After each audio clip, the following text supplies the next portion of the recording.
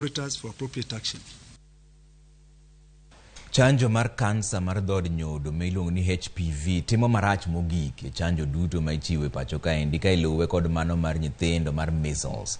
Ma endi kaluwore kod lipot mar riwruok mar UNICEF mane ogol kod migawo mar thieth e kinde nyasi mar jiwo chenro mag chanjo. To kaka Judith Omondi lero, kaunti ma Vihiga otelo e chiwo chanjo duto ka Migori bende ne oyudo mich mar bedo kaunti ma ogo ondamo e chiwo chanjo.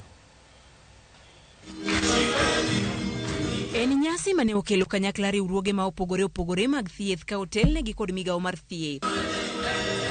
Counties duto ne ochopi nyasi ni mar dhialo odiochieng' mar jiwo chenro mag chanjo e piny mangima.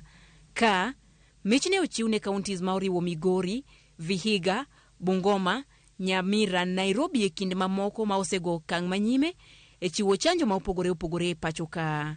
Piny Kenya geto chanjo nyithindo milion 1.5 higa ka higa e chenro mag chanjo. Wach manyaka higa mar 2022 kaluwore kod lipot mane ogol osegik mana tamalo 80. Kaunti ma Vihiga otelo e chenro mag chiwo chanjo mag nyithindo e piny Kenya duto, ka Migori to otelo e counties duto ma osego okang' malach e chenro mag chanjo. Kata kamano, chanjo mar kansa mar dhod nyodo ma ichiwo ne nyithindo manyiri manie kind higni 10 nyaka 14 pod kepo mare ni pinye e pacho ka mangima. Kaunti ma Machakos ema otelo. I would like to mention specifically the need to ensure our girls are protected against cervical cancer through HPV vaccination.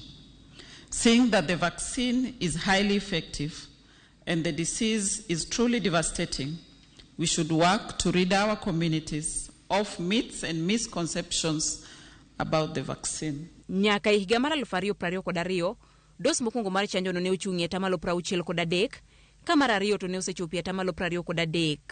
Counties makaluwo kaka Kisumu gin moko kuom counties ma pod temo dhiro jonyuol mondo mi oter nyithindgi manyiri e yudo chanjo go kaka achiel kuom yore mag kedo kod kansa mar dhod nyodo e kinde mabiro.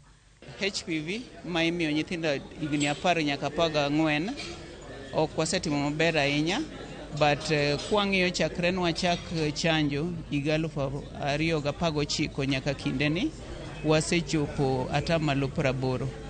Koro pod ok wachopo kuma onego wachopi. Director mar weche ler mar alwora e kaunti ma Siaya ma bende ne ochopie nyasi ni koni Siaya pod nitie midhiero e chiwo chanjo mar ariyo mar measles ma imiyo nyithindo. Ma en chanjo ma kepo mare ni piny ok Siaya kende to kata e piny Kenya mangima. Measles rubella mar ariyo ema pok watimo maber ahinya, en imiyo nyithindo ka gin jodweche 9.